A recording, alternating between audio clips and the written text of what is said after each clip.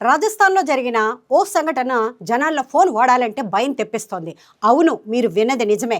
రాజస్థాన్ జోధ్పూర్లో ఉన్న మండోర్ వ్యవసాయ మార్కెట్లో ఒక వ్యాపారి జోబులో పెట్టుకున్న మొబైల్ ఒక్కసారిగా పేలిపోయింది. వ్యాపారి పని చేసుకుంటూ నిలబడి ఉండగా జోబులో ఉన్న ఫోన్ పేలిపోవడంతో అతని ప్యాంట్లో నుంచి ఒక్కసారిగా పొగ బయటకు వచ్చింది.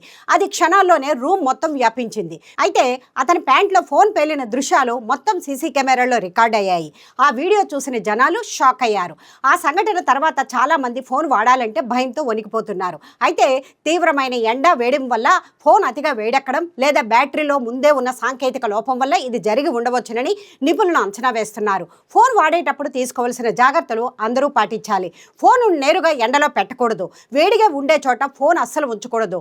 బ్యాటరీలు ఉబ్బినట్టు కనిపిస్తే వెంటనే మార్చుకోవాలి. ఫోన్ ఛార్జింగ్ పెట్టి అస్సలు ఉపయోగించకూడదు. రాత్రి పడుకునేటప్పుడు ఫోన్ను దిండి కింద లేదా గాలి ఆడకుండా మూసి ఉన్న చోట పెట్టకూడదని సూచిస్తున్నారు. ఈ వీడియోపై మీ ఇంట్రెస్టింగ్ కామెంట్ని ఇన్బాక్స్లో సెండ్ చేయండి. ఇటువంటి లేటెస్ట్ అప్డేట్స్ కోసం మా ఛానల్ని సబ్స్క్రైబ్ చేసుకోండి.